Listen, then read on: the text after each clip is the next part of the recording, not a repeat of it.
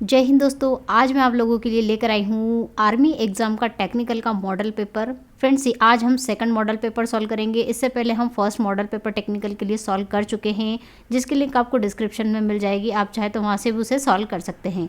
Friends, इसमें मैं आपको टोटल 50 क्वेश्चन कंप्लीट करवाऊंगी, जिसमें आपको टेक्निकल के सारे पार्ट्स कवर होंगे। जैसे कि फर्स्ट पार्ट है सामान्य ज्ञान यानी कि जनरल नॉलेज का, सेकेंड है फिजिक्स का, भौतिक विज्ञान, मैथ्स का, गणित का, और लास्ट पार्ट रहेगा यहाँ पर केमिस्ट्री यानी कि रसायन विज्ञान का। तो चलिए कॉपी पेन लेकर रेडी हो जाइए, हम इस मॉडल पेपर को सॉल्व कर लेते हैं और अपनी एग्जाम की तैयारी को बिल्कुल पक्का कर लेते हैं।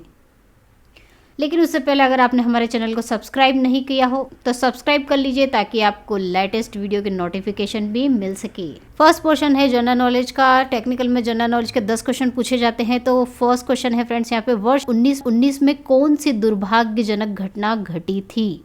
अनफॉर्चुनेट इंसिडेंट्स हैपन इन 1919 में कौन सा हुआ था फ्रेंड्स? तो इसका राइट आंसर है फ्रेंड्स जलियांवाला बाग हत्याकांड। कब हुआ था ये? 13 अप्रैल 1919 को हुआ था। नेक्स्ट है साइमन कमीशन के विरुद्ध प्रदर्शन करने के दौरान किस भारतीय स्वतंत्रता सेनानी को घाट तक चोट पहुंची थी? तो लाला लाजपत राय को बहुत ज़्यादा घातक चोट लगी थी और उसके बाद उनकी कब मृत्यु हो गई थी? 17 नवंबर 1928 को साइमन कमीशन के इतने टाइम बाद ही उनकी मृत्यु हो गई थी। प्रसिद्ध अरबी विद्वान इब्न बतूता किसके शासनकाल में भारत आया था? मोहम्मद बिन तुगलक के शासनकाल में इब्न बतूता भारत आया था, और जो कहाँ का था? मोरक्को का यात्री था। हर्षवर्धन के दरबारी कवि का नाम क्या था? बाणभट्ट। किस मुगल शासक ने आलमगीर की उपाधि धारण की थी?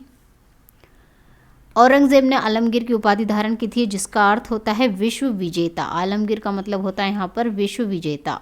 औद्योगिक क्रांति कहाँ पर हुई थी? फ्रेंड्स, ये इंग्लैंड में हुई थी। और ये कहाँ से शुरू हुई थी? इस क्रांति की शुरुआत सूती कपड़ा उद्योग से हुई थी। ऐश्वर्या ऑयल फील्ड भारत के किस राज्य में स्थित है? ये राजस्थान में स्थित है। पान सिंह तोमर फिल्म के लिए किसने सर्वश्रेष्ठ अभिनेता का पुरस्कार जीता था? तो फ्रेंड्स, पान सिंह तोमर में जो अभिनेता थे वो कौन थे? इरफान पठान, जिनको ही सर्वश्रेष्ठ अभिनेता का पुरस्कार मिला था।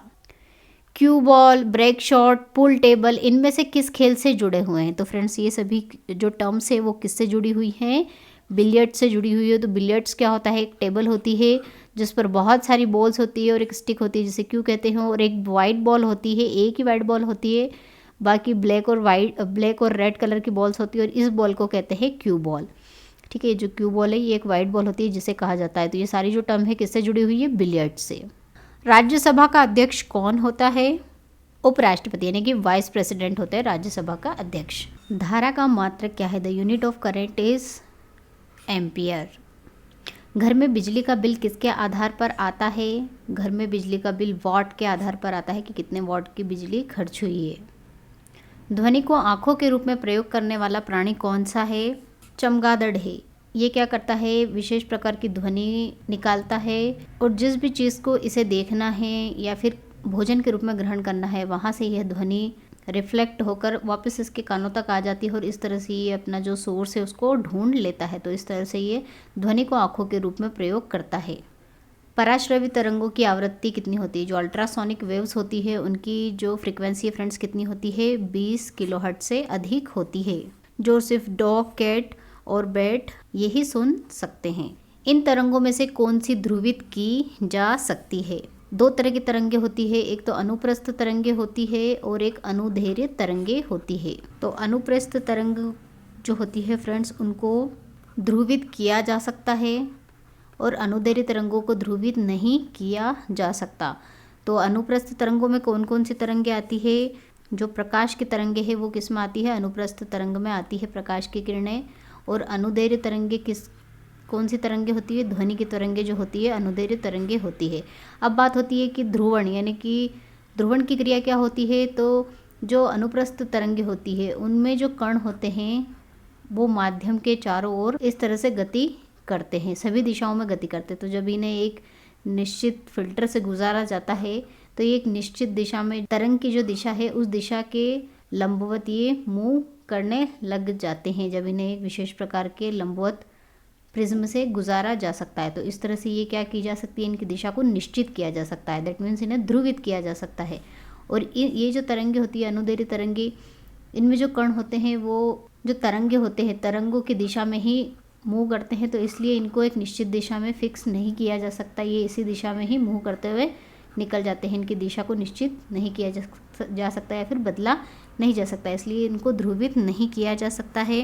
तो इसका राइट आंसर क्या होगा? प्रकाश की तरंगे।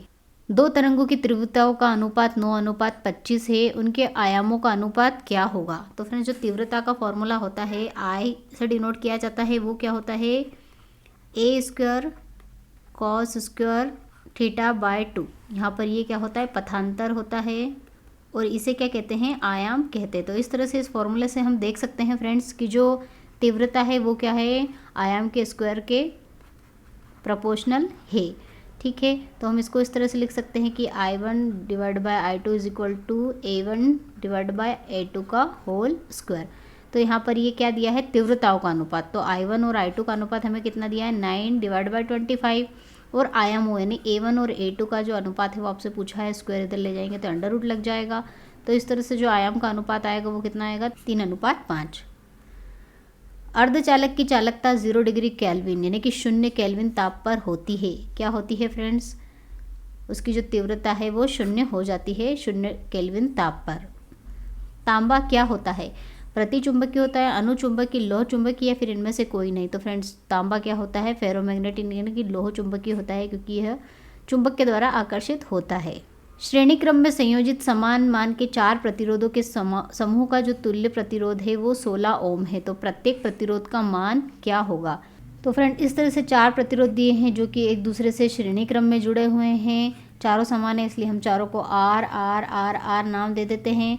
और इनका जो सम है R + R + R + R, वो कितना दिया है? 16 ओम दे के रखा है। इनको जोड़ेंगे तो 4 ओम होगा, और ये 16, 4 चौक 16। तो जो प्रतिरोध है, प्रतिरोध की वैल्यू कितनी मिली फ्रेंड्स हमें? 4 ओम। तो इन्होंने कहा प्रत्येक प्रतिरोध का मान, तो प्रत्येक प्रतिरोध का मान क्या है? 4 4 4 है, तो इसका आंसर होगा 4 ओम। मानव शरीर का प्रतिरोध होता है लगभग कितना होता है? मानव शरीर का प्रतिरोध 30,000 ओम होता है। ऊष्मागतिकी का शून्यांकी का नियम किस पर आधारित है? तो ऊष्मागतिकी का जो शून्यांक का नियम है फ्रेंड्स वो ये कहता है कि यदि दो निकाय A और C एक दूसरे के साथ साम्य अवस्था में हैं और B और C दोनों एक दूसरे के साम्य अवस्था में है, इक्विलिब्रियम में है, तो A और C भी दोनों क्या होंगे? साम्य अवस्था में होंगे। इन तीनों को जब हम एक साथ रखते हैं तो इनका क्या हो जाता है? ताप एक समान हो जाता है। तो इस तरह से कह सकते हैं हम कि जो ऊष्मागतिकी का शून्यांकी का नियम है वो किस पर आधारित है फ्रेंड्स? ताप को परिभाषित करता है। ऊष्मागतिकी का प्रथम नियम ये किस पर आधारित है? ये क्या कहता है? तो फ्रेंड्स, ऊष्मागतिकी का जो प्रथम नियम है उसको हम इस तरह से कह सकते हैं कि ऊर्जा को ना तो उत्पन्न किया जा सकता है ना ही नष्ट किया जा सकता है, एक रूप से दूसरे रूप में परिवर्तित किया जा सकता है, यानी कि ऊष्मा को नष्ट नहीं किया जा सकता। तो इस तरह से जो ऊष्मागतिकी का प्रथम नियम है वो किस पर आधारित है? ये किसको परिभाषित कर रहा है? ऊष्मा को तो परिभाषित कर ही रहा है, लेकिन साथ में इसमें क्या हो रहा है? यांत्रिक ऊर्जा की को भी ये व्यक्त कर रहा है। तो इस तरह से हम कह सकते हैं कि ये क्या हो रहा है? ऊष्मा तथा यांत्रिक ऊर्जा की तुल्यता को व्यक्त करता है। सरल आवर्त गति में, सिंपल हार्मोनिक मोशन में क्या होता है? गतिज ऊर्जा का मान नियत होता है, कला का मान नियत होता है, स्थित ऊर्जा का मान नियत होता है, या फिर आयाम का मान नियत होता है। तो फ्रेंड्स, जो सरल आवर्त गति होती है ऐसी आवर्त गति होती है जिसमें आवृत्ति यानी कि फ्रीक्वेंसी, आवर्तकाल और आयाम सभी क्या होते हैं? एक समान होते हैं। इसका उदाहरण हम ले सकते हैं, जो पेंडुलम होता है उसकी गति क्या होती है? सरल आवर्त गति होती है। तो इस तरह से हम कह सकते हैं कि जो आयाम का मान है वो नियत होता है। नाभिक की त्रिज्या परमाणु की त्रिज्या की तुलना में छोटी होती है, लेकिन लगभग कितनी छोटी होती है? 10⁴ पार्ट्स छोटी होती है। संचार उपग्रह के लिए सामान्यतः उपयोग में ली जाने वाली कक्षा कौन सी होती है? भूतुल्यकालिक कक्षा यानी कि जियो सिंक्रोनस ऑर्बिट जो होता है वो संचार उपग्रह के लिए उपयोग में ली जाती हो, और ये एक सर्कुलर ऑर्बिट ही होता है। और जो कहाँ पर स्थित है फ्रेंड्स? ये जो इक्वेटर होता है उसके कितने ऊपर है? ये 35,786 किलोमीटर इक्वेटर से ऊपर पाया जाता है ये, और इसकी जो दिशा होती है वो पृथ्वी की घूर्णन की दिशा में ही होती है। चलिए, मैथ्स का पोर्शन स्टार्ट होता है। क्वेश्चन देखते हैं यहाँ पर क्या दिया है? 0.09 का वर्गमूल यानी कि स्क्वायर रूट क्या होता है? बहुत ईजी है फ्रेंड्स। 0.09 का पूछा है तो सबसे पहले इसकी हम पॉइंट रिमूव कर लेते हैं। पॉइंट रिमूव करेंगे 2 0 लगेगी। अब इसका वर्गमूल निकाल लीजिए। वर्गमूल का साइन ये होता है, तो यहाँ पर क्या मिलेगा? 9/100 ये है इसका वर्गमूल। 9 किसका होता है? 3 3 9, तो यहाँ पर 3 आएगा। और 100 किसका होता है? 10 का। 3 डिवाइड बाई 10 दैट मीन्स क्या होगा 0.3 या फिर 0.30 आप इसे बोल सकते हैं, तो उसका राइट आंसर होगा 0.30। एक साइकिल को 2,860 रुपये में बेचने से एक दुकानदार को 14% का लाभ होता है। यदि लाभ कम करके 8% रख दिया जाए तो विक्रय मूल्य क्या होगा। तो फ्रेंड्स एक साइकिल है जिसको बेचने पर दुकानदार को कितना 14% का लाभ होता है। तो सबसे पहले हम यहाँ पर लाभ प्रतिशत दिया है तो लाभ प्रतिशत का फॉर्मूला लगा लेते हैं। लाभ प्रतिशत का फॉर्मूला क्या होता है फ्रेंड्स, SP यानी कि सेलिंग प्राइस जिस पर उसको बेचा गया है माइनस कॉस्ट प्राइस जिस पर खरीदा गया है divide by cost price into 100। ये फॉर्मूला हमने लगा दिया है। चलिए वैल्यू यहाँ पर कितनी देखिए दे के रखिए 14%, तो 14% रख दी है यहाँ पर। और ये मूल्य क्या दे के रखा है बेचने पर, दैट मीन्स ये क्या है सेलिंग प्राइस। तो 2860 यहाँ पर सेलिंग प्राइस दे के रखी है। कॉस्ट प्राइस नहीं पता है तो कॉस्ट प्राइस हम यहाँ से निकाल लेते हैं इंटू 100। इसको सिंप्लीफाई कर लेते हैं, इसका अदर क्रॉस मल्टीप्लाई कर लेते हैं। 14 CP इज इक्वल टू 286,000 हो जाएगा। 100 टू मल्टीप्लाई कर देंगे हो जाएगा 100 CP। और यहाँ से इसको हम इधर लेके प्लस कर लेंगे तो कितना होगा 114 CP इज इक्वल टू 286,000। तो यहाँ से CP की जो वैल्यू मिलेगी इसको इससे कैंसिल आउट कर देते हैं तो कितना मिलेगा 2,500 रुपये। तो यहाँ से मिल गया हमें CP। अब आगे इन्होंने क्वेश्चन में क्या कहा है कि यदि उसको लाभ कम करके 8% रखा जाए तो विक्रय मूल्य क्या होगा। अब उसने जो प्रॉफिट परसेंटेज है फ्रेंड्स वो कितना 8% कर दिया गया है, चेंज कर दिया है लाभ प्रतिशत। तो अब फिर से हम लाभ प्रतिशत का फॉर्मूला यहाँ पर लगा देते हैं। कितना है 8% है SP। अब इन्होंने इस टाइम पर उन्होंने क्या पूछा है विक्रय मूल्य क्या है। इतना लाभ प्रतिशत होने पर विक्रय मूल्य कितना होगा वो पूछा है, तो ये हमें पता नहीं है। और कॉस्ट प्राइस उस सामान की चेंज नहीं होती है, वही की वही रहेगी। तो ये हमने लिख दिया डिवाइड बाय जो कॉस्ट प्राइस है एज इट इज़ इंटू 100। इसे सिंप्लीफाई कर लेते हैं। 25 8 जा कितना होगा 200 होगा is equal to SP minus 2500। और जो यहाँ से SP की वैल्यू आएगी वो कितनी आएगी, ये इधर आके प्लस हो जाएगा तो कितना हो जाएगा 2700 रुपये। तो जो फाइनल उसका जो सेलिंग प्राइस है विक्रय मूल्य वो कितना मिला 2700 रुपये मिला। किसी वस्तु की 10% तथा 10% की दो क्रमावर मूल्य वृद्धियाँ किस एकमात्र मूल्य वृद्धि के समतुल्य है। तो फ्रेंड्स पहले इन्होंने क्वेश्चन में कहा है कि उन्होंने पहले 10% की वृद्धि करी है, फिर उसके बाद फिर 10% की वृद्धि करी है, तो ओवरऑल जो उनकी वृद्धि होगी वो कितनी होगी वो पूछा है। तो फ्रेंड्स इस तरह से जब क्रमावर वृद्धियाँ दे के रखी हो और एकमात्र वृद्धि पूछी गई हो तो उसका फॉर्मूला क्या होता है, जो वृद्धि है पहली वृद्धि हम एज इट इज़ लिख देंगे, प्लस लगाएंगे, दूसरी वृद्धि लिख देंगे, दोनों वृद्धियों का यहाँ पर मल्टीप्लिकेशन करेंगे और डिवाइड बाय 100 करेंगे। ये इसका फॉर्मूला होता है समतुल्य वृद्धि निकालने का। इक्विवेलेंट जो इंक्रीज़ हो रहा है दोनों क्वांटिटी में वो अगर यहाँ पे वैल्यू चेंज भी हो जाए तो आप यहाँ पर अगर 10 की जगह पर 20 हो तो यहाँ पर 20 और यहाँ पर 20 हो सकता है, ये इसका फॉर्मूला होता है।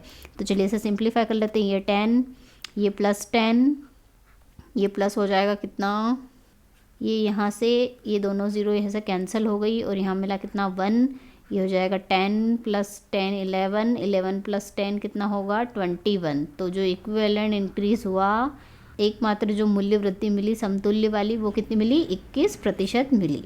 यदि A की आय B की आय से 50% कम है तो B की आय A की आय से कितने प्रतिशत अधिक होगी। तो फ्रेंड्स हम क्या करते हैं, मान लिया B की जो आय है कितनी है 100 रुपये है। अब इन्होंने क्वेश्चन में क्या कहा कि A की आय B की आय कितनी है 100 रुपये, उससे कितनी कम है, उसके 50% इतनी कम है। तो B का जो 50% निकाला यहाँ पर हमने वो इतनी कम है इसलिए यहाँ पर माइनस लगाया। तो यहाँ से क्या मिल जाएगी A की आय, तो A की आय निकल जाएगी। इसे हम सिंप्लीफाई कर लेते हैं। ये 100 से 100 कैंसिल माइनस 50, तो यहाँ पर कितना मिलेगा 50। तो A की आय तो मिल गई 50, लेकिन इन्होंने क्वेश्चन में क्या पूछा है कितने प्रतिशत अधिक है। तो प्रतिशत आपको निकालना है, ये तो आय निकली है। परसेंटेज निकालने के लिए किसका A का परसेंटेज निकालने के लिए आपको क्या करना पड़ेगा, B की आय में से A की आय को माइनस करना है, डिवाइड बाय जिसका परसेंटेज निकालते हैं वो लिखते हैं। तो A का परसेंटेज निकाल रहे तो A की आय है, ठीक है, इंटू 100। इसे सिंप्लीफाई कर लेंगे, ये कितना हो जाएगा 50 डिवाइड बाय 50 इंटू 100। 50 से 50 यहाँ पर कैंसिल आउट हुआ तो A का जो परसेंटेज आया वो कितना आया 100%। तो कितनी अधिक है 100% अधिक है। 1.14 को 1.9 के प्रतिशत के रूप में व्यक्त करने पर क्या प्राप्त होता है। तो ये 1.14 है, ठीक है। इसको किस में व्यक्त करना है, मतलब किसके इक्वल है, ये 1.9% के इक्वल करने पर आपको क्या प्राप्त होता है वो क्वेश्चन में पूछा है। तो क्या मिलेगा हमें, हम इसे सिंप्लीफाई कर लेते हैं। 1.9 परसेंटेज की जगह पे 1/100 लिख लेते हैं। इसका इधर मल्टीप्लाई कर देते तो कितना होगा 114, और ये 1.9 डिवाइड में चला जाएगा तो जो वैल्यू मिलेगी कितनी मिलेगी 114 है। ये पॉइंट रिमूव करेंगे, यहाँ पर 0 लग जाएगी, ये हो जाएगा 19, और ये कितने टाइम जाता है 19 6 114 होता है, तो ये लिख लिया हमने, और ये एक 0 एज इट इज़। तो कितना आया 60% आया। चलिए नेक्स्ट क्वेश्चन है, ब्याज की किस प्रतिशत वार्षिक दर से 1000 रुपये की धनराशि 2 वर्ष में चक्रवर्ती ब्याज से इतने रुपए हो जाएगी। तो यहाँ पर चक्रवर्ती ब्याज कहा है और इतनी राशि हो जाएगी, मतलब ये उन्होंने अमाउंट कहा है, और क्या पूछा है यहाँ पर कि दर क्या होगी, किस दर से, ठीक है, दर पूछी है। तो जो हमारे पास फॉर्मूला होता है फ्रेंड्स अमाउंट का, वो क्या होता है, जब चक्रवर्ती ब्याज दिया हो वो होता है P into 1 + R divide by 100 into N। ये होता है अमाउंट का फॉर्मूला जब आपको चक्रवर्ती ब्याज दिया हो। तो यहाँ पर अमाउंट कितना दे के रखा उन्होंने 1102.50, और P की वैल्यू कितनी दे के रखी है 1000 रुपये की धनराशि है, तो 1000 रुपये लिखा, 1 + R उन्होंने पूछा है डिवाइड बाई 100, और कितने वर्ष के लिए 2 वर्ष के लिए। तो चलिए इसे हम सिंप्लीफाई कर लेते हैं, ये 1102.50 डिवाइड में 1000 = 1 + R डिवाइड बाई 100 की पावर 2। इसे सिंप्लीफाई करते हैं, यहाँ से पॉइंट रिमूव करा, ये 2 0 लगाई, ये 0 से ये 0 कैंसिल, तो फाइनल वैल्यू कितनी मिली 1025, और डिवाइड में ये 40 = 1 + R डिवाइड में 100 की पावर 2। तो ये जो होता है ये किसका स्क्वायर होता है फ्रेंड्स, ये होता है 105 का स्क्वायर, और जो 10,000 होता है वो किसका 100 का स्क्वायर होता है। तो इसको हम इस तरह से लिख लिया, डिवाइड बाई 100 इसकी पावर 2, इसकी पावर आप होल पावर 2 भी कर सकते हैं यहाँ से हटा के, तो ये 2 से 2 कैंसिल, 105 डिवाइड बाई 100, 1 को इधर लेके आ जाते हैं माइनस में हो जाएगा, R डिवाइड बाई 100, ये इधर जाके क्रॉस मल्टीप्लाई हो जाएगा, 105 में से 100 माइनस करेंगे तो 5 divide by 100 = R divide by 100। तो R की वैल्यू कितनी मिली 5%। नेक्स्ट क्वेश्चन है e⁵x + 3dx, इसकी वैल्यू ज्ञात करना है फ्रेंड्स। ये इंटीग्रेशन है, तो इंटीग्रेशन किस तरह से करेंगे आप, समाकलन कहते हैं जिसे। तो e⁵x जो होता है फ्रेंड्स उसका जो इंटीग्रेशन होता है वो क्या होता है e⁵x होता है, ठीक है। तो यहाँ पर इसका हम जो इंटीग्रेशन करेंगे तो वो कितना होगा e⁵x ही होगा, लेकिन यहाँ पर कंडीशन क्या है कि यहाँ पर x होना चाहिए, लेकिन यहाँ पर क्या है ये दे के रखा है। तो फिर इसका कैसे करते हैं, 5x + 3 का करेंगे तो कितना होगा डिवाइड में 5 चला जाएगा, तो जो फाइनल इंटीग्रेशन की वैल्यू मिलेगी वो कितनी मिलेगी 5x + 3 डिवाइड में 5। 4 वर्ष में 5% वार्षिक साधारण ब्याज की दर से दे 6,450 रुपये के ऋण के निपटारे के लिए कितना वार्षिक भुगतान करना होगा। तो फ्रेंड्स ये जो क्वेश्चन है इसमें क्या पूछा उन्होंने, ये लाइन बहुत ज़्यादा ध्यान से पढ़ना है आपको कि ऋण के निपटारे के लिए कितना वार्षिक भुगतान करना होगा। मतलब कि इन्होंने क्या पूछी है, पेमेंट पूछी है, इंस्टॉलमेंट पूछी है ईयरली, कि आपको हर साल कितना इंस्टॉलमेंट देना होगा। तो जो फ्रेंड्स इंस्टॉलमेंट का फॉर्मूला होता है वो क्या होता है, वो होता है 100 इंटू जो अमाउंट है यानी कि मिश्र धन है डिवाइड में 100 इंटू कितने समय के लिए प्लस जो दर है वो इंटू टी -1 डिवाइड बाय 2। ये फॉर्मूला होता है इंस्टॉलमेंट, जो वार्षिक भुगतान करना होता है उसका ये फॉर्मूला होता है। इन्होंने वार्षिक भुगतान पूछा है तो हम सभी की वैल्यू पुटअप कर देते हैं। ए कितना दिया है 6,450 रुपये, और समय कितने वर्ष के लिए 4 वर्ष के लिए, ठीक है। और यहाँ पे दर कितनी है 5% है, समय 4 वर्ष है, t -1 यानी कि 3 डिवाइड बाई 2, 2 2 ज़ा 4, और इसको सॉल्व आउट कर लेते हैं हम। यहाँ पे ये हो जाएगा, यहाँ कर लेती हूँ मैं 64500 हो जाएगा। यहाँ पे डिवाइड में कितना आएगा ये 100 इंटू 4 400, और ये हो जाएगा 30। तो कितना होगा 64500 डिवाइड बाय 430 होगा, ये 0 से 0 कैंसिल, और ये 43 से 64,500 कितने टाइम डिवाइड होगा, चलिए हम डिवाइड करके कर लेते हैं यहाँ पर। तो ये होगा 1500 टाइम। तो जो इंस्टॉलमेंट देनी है उसको ईयरली वार्षिक जो देय है भुगतान है वो कितना 1500 रुपये का उसको करना पड़ेगा। कोई धनराशि चक्रवर्ती ब्याज से 15 वर्ष में दुगनी हो जाती है, यह वह स्वयं की 8 गुनी कितने समय होगी। मान लिया हमने वह धनराशि 100 रुपये है, तो 15 वर्ष में वो दुगनी हो जाती है। दुगनी मतलब 100 का कितना, 200 रुपये हो जाएगी। अब उन्होंने कहा है कि वह स्वयं की 8 गुनी कितने समय में होगी। तो 15 वर्ष में जब वो दुगनी होती है तो 15 वर्ष और ले लेते हैं तो उसमें और दुगनी हो जाएगी। तो कितनी हो जाएगी, 30 वर्ष में वो 400 रुपये हो जाएगी। ठीक है, और फिर और 15 वर्ष ले लेते हैं तो 45 वर्ष हो जाएंगे, और 45 वर्ष में फिर दुगनी हो जाएगी वो उसकी। तो 400 की दुगनी कितनी हो जाएगी, यहाँ पर 800। अब इन्होंने क्वेश्चन में क्या पूछा है कि कितने समय में 8 गुनी होगी। तो ये 8 गुनी तो हो गई, लेकिन कितने समय में हुई है, 45 वर्ष में। इसका राइट आंसर होगा 45 वर्ष। यदि 1000 रुपये को ए तथा बी में 3:2 के अनुपात में विभक्त किया जाए तो ए को प्राप्त होंगे। तो फ्रेंड्स हम मान लेते हैं कि ये 3x ए का पार्ट है और ये 2x बी का पार्ट है। इन दोनों को मिला के कितना है, 1000 रुपये है। ये हमने लिख लिया। यहाँ से 5x मिला, इसको हम सॉल्व आउट कर लेते हैं। 5 2 ज़ा 10, तो जो x की वैल्यू मिली वो कितनी मिली फ्रेंड्स, 200। अब इन्होंने क्वेश्चन में क्या पूछा है, ए को कितना प्राप्त होगा। तो ए का कितना है, 3x पार्ट है, तो 3 × 200 कर लेंगे तो ए का पार्ट आ जाएगा यहाँ से, वो कितना हो जाएगा, 3 2 ज़ा 6, यानी कि 600 रुपये उसको मिलेंगे।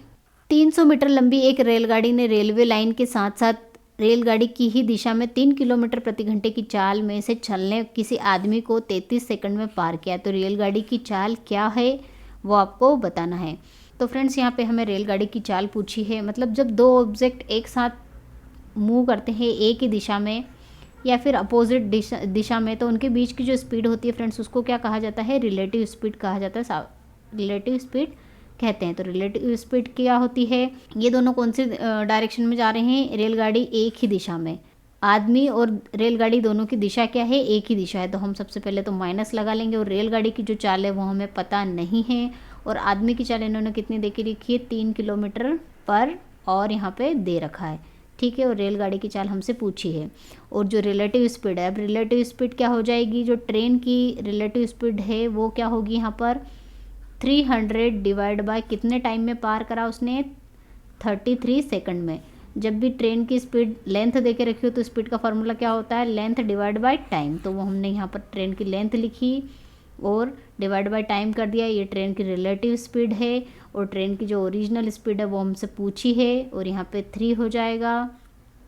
अब इन्होंने जो ये क्वेश्चन है, ये किस में दिया है, ये है मीटर पर सेकंड में। तो मीटर पर सेकंड को हमें किस में कन्वर्ट करना होगा, सबसे पहले किलोमीटर पर आवर में। तो किलोमीटर पर आवर में करने के लिए हम इसमें क्या मल्टीप्लाई कर देंगे, 18 डिवाइड बाय 5 कर देंगे। ठीक है, तो ये हमने 18 डिवाइड बाय 5 करा, तो ये जो क्वेश्चन है हमारा किलोमीटर पर आवर में कन्वर्ट हो गया। अब इसे हम सॉल्व कर लेते हैं। 5 6 ज़ा 30 और ये 0, और 18 में 6 का मल्टीप्लाई करेंगे तो कितना होगा, 18 6 ज़ा डिवाइड बाय 108 मिलेगा, और divide by 33 is equal to x minus 3।